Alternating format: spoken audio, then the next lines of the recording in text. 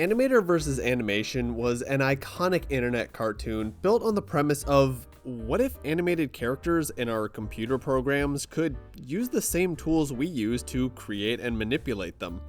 It's utterly chaos, endlessly interesting, and oddly enough, a little existential. It talks? Comic artists and animators use the fill bucket to quickly color a space, the lasso tool to select an area of the canvas. We know what it looks like and what it does from our side of the screen, but what about the other side? The other side. These tools we use can completely bend the reality of the characters. So if they have access to them, there's no telling what chaos might reign. Well, actually, there's plenty of telling. I mean, as of summer 2024, the Animation vs. Animator series is literally still going, with view counts in the tens and even hundreds of millions of views. But I want to talk about another take on the concept of computer characters using their own computer tools, and that's the Lasso Man Saga. Welcome to the Zombie Comics channel. I'm your host, Aura, and I appreciate any subscribing, liking, and commenting you do while I talk about webcomics, comic history, and the indie comic artists behind your favorite internet cartoons. And yeah, today we're talking about Lasso Man. This webcomic miniseries comes from the indie comic artist Zach Cranor, aka Last Place Comics. And it's not his first foray into unique or parody superheroes.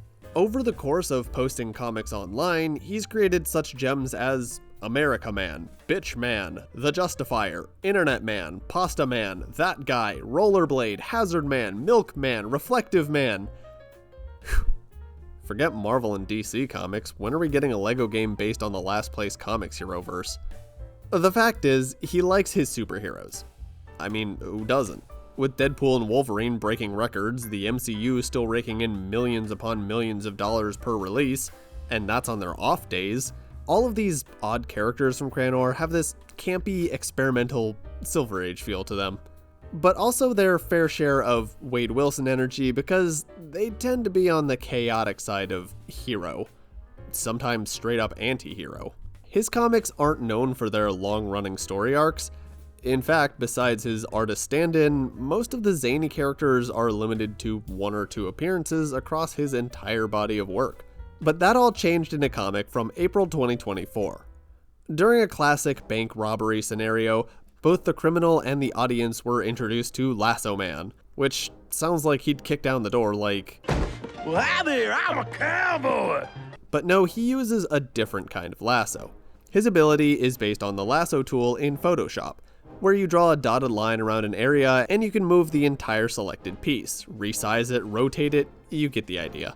A useful application for us, and a somewhat horrifying ability for characters in-universe. While the final comic never fully explains where he got this incredibly overpowered ability, Cranor revealed in a comment on Instagram that in an alternate version of this superhero intro, the comic would have followed a group of archaeologists discovering the lasso tool. However, one archaeologist in particular would go crazy after looking into the transparent void for too long. Cranor took this scrapped version of the comic and decided to make it Lasso Man's origins. The archaeologist turned hero began obsessing over the transparent world in a Lovecraftian way, he said. Though, I call him hero, but his methods aren't exactly heroic. Lasso Man just straight up removes the criminal's hand and everyone celebrates. But there's something off about Lasso Man. When a police officer heads into the bank to check on a security camera, he finds a hole in the wall with a bizarre checkerboard pattern beyond. In a drawing application, this checkerboard design indicates a lack of, well, everything. No drawing, no color, it's essentially the void. The police officer tentatively enters, recognizing it from Lasso Man's heroics, but what he finds is disturbing to say the least. Various pieces and parts missing from the civilians he just saw moments before. And just beyond the carnage, Lasso Man.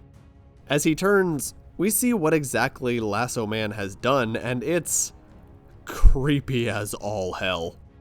And the horrified cop is powerless to do anything against a character with the powers of a god.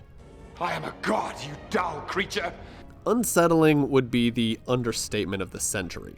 But it was very intentional on the part of Last Place Comics, who commented that he had been thinking a lot about digital art tools as superheroes for some reason, and the lasso tool stood out to him as having the most upsetting implications. Because of the implication. And that was it. The end. That was all Last Place Comics had planned for Lasso Man. No sequel, no future installment. The next comic he posted wasn't even remotely related to Lasso Man. It was about nature documentaries. In a comment, he said, "I pretty much never do follow-up comics cause I like every comic to be an opportunity for new readers to hop on board. It takes a lot of people asking for a sequel for me to even consider it." So, if we're being literal, I never expected a conclusion at all. Once I knew I was going to do more, I came up with an outline for everything from 2 to 6. And with 66,000 upvotes, there was certainly a ton of people asking for a follow-up. So on May 14th, 2024, Lasso Man got a pseudo-sequel following another superhero, called Paint Bucket Man. And funny enough, the reason Last Place Comics decided to use the paint bucket as the next superhero inspiration was purely because people had been joking about how useless it would be in the comments under the first episode. Imbued with the power of the fill bucket tool, he could change the colors of things, and therefore their properties. If he turned a mud puddle to the color of the surrounding grass, then it became grass. Meanwhile, a mysterious agent asked him to fill in Lasso Man's portal at the bank, no questions asked. He was just a small-time hero doing his best. That is, he seemed like a hero. Yeah, a lot of these Photoshop heroes, quote-unquote, were as much heroes as, like, a Homelander. They could get away with pretty much anything, and they knew it. And they did. Others were just careless with their powers, like the duo Copy and Paste, able to, well, clone things, people, whatever. It's incredibly useful. Imagine getting a whole day's work done in, like, an hour. But once those clones are there, what happens to them? Well, that's where the hero Cutlass comes into play. And she doesn't even try to hide her more sadistic side. But except for taking place in the same Photoshop superheroes universe, they're only lightly connected to Lasso Man. Or so you might think on first read. If you look carefully, you can catch a shadow lurking in the close distance behind Paint Bucket Man and Copy and Paste. Lasso Man has plans for them. He has plans for the entire superhero community. As the author puts it, Lasso Man wants to remake the world in some or another grotesque way. Type Man is the next superhero to cross paths with Lasso Man, but he knows he's outclassed and quickly calls anyone who can help him. The hero wielding the power of Dodge Burn responds first, arriving at the coordinates Type Man sent, only to find out he's already lost the battle. Using his lasso ability, Type Man's arm, and therefore his abilities, is stolen. The Dodge Burn hero and Lasso Man do battle, but the fight is quickly lost. However, he bought enough time for other heroes to arrive. But Type Man's text isn't the only power Lasso Man has stolen. Paint Bucket Man's arm has been added to his body, allowing him to combine their power to wreak even more havoc. Other heroes can do that too, though. Seeing an opening, Cutlass. Was she ever actually called Cutlass in these comics? Where am I getting that from? Anyway, she tries to get the jump on Lasso Man with an assist from Emboss Babe, using the power of, well, the Emboss tool. And she actually manages to kill him and neutralize the threat. But this is a superhero story. Things are never over that easily. As the heroes gather around the corpse of Lasso Man, something's off. A creepy smile is spread across his face. And the reason? Well, he didn't just steal Paint Bucket Man's abilities. Dozens of Lasso Man's portals appear in the sky, summoning countless copies and pasted versions of himself to ambush the heroes. One by one, they fall. A super using generative AI puts up more of a fight, but it's a losing battle. And from a far-off distance, standing on the rooftops, witnessing this massacre, stands a wizard wielding the magic wand tool. While the lasso tool lets you select an area you draw, the magic wand auto-selects an area for you. It encircles the carnage, the city, the heroes, everything within a wide radius, and the wizard begins to delete it all.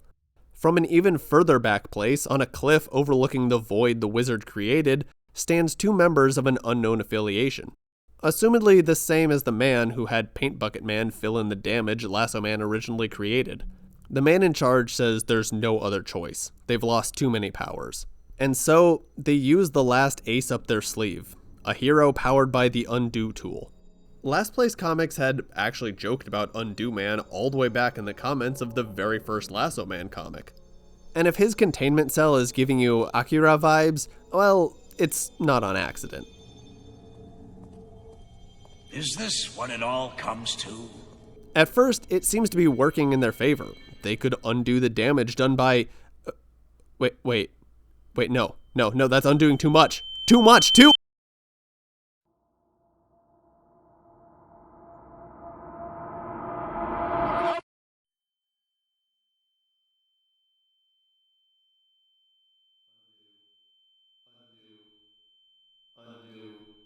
Undo. Are you happy, little one? It's true that an empty world cannot cause you pain, but it is not the only way. What if you could start over? The undo arrow is reversed, making it a redo arrow, and the world begins anew.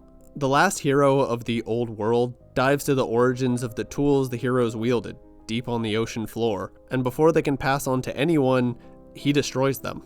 They weren't meant to be used by characters like him, where reality could be exploited for their own gain. And instead of punishing the misdeeds of the old heroes, they're given a new lease on life, and the pen and eraser tool, gods?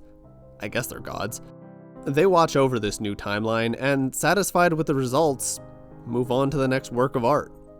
Even though Last Place Comics said he planned out the next 5 sequels after the reception of the initial comic, even he admitted that this finale turned out very different from his initial conception. It was much more meta back then, much more specifically about the artistic process, and about how sometimes it's better to scrap a drawing, but if you never power through, you'll never improve. It was trying to be clever more than anything else. This version, the language is much broader and makes more sense in universe. I also took a lot more care to respect the characters and attempt an emotional payoff because I think at this point, a lot of people had gotten invested and wanted resolution. It's very different to what I first had in mind, even though the bones are pretty similar. It was basically uninterrupted success, with the series only suffering a slight hiccup when episode 5 was posted with a page missing, where Lasso Man's clones first appeared to ambush the heroes. And with this 6th episode coming to a close, was this the end for Lasso Man and the Photoshop heroes? Well, maybe not. In the comments of the final episode, user Novastar2099 asked if there was any chance of the Lasso Man story being turned into a booklet of some kind, and Last Place Comics responded saying that he probably will eventually, especially if he ever does a convention. It's not outside the realm of possibility. Plenty of webcomic artists have booths at conventions, and even entire conventions devoted to webcomics specifically, like WebComicCon. And it's not like he wouldn't have material to build upon if he ever revisited these characters. There were heroes in this series that were never even highlighted. Let's see what the healing brush hero gets up to, or the spray paint tool person. They had a fun design. Dig into the relationship between copy, paste, and cut. Did you see how devastated she looked after learning copy and paste were dead? Hell, let's see who that mysterious organization was. But those are questions for another day. For now, Lasso Man's story has come to a close, and all we can do is look forward to a new work of art.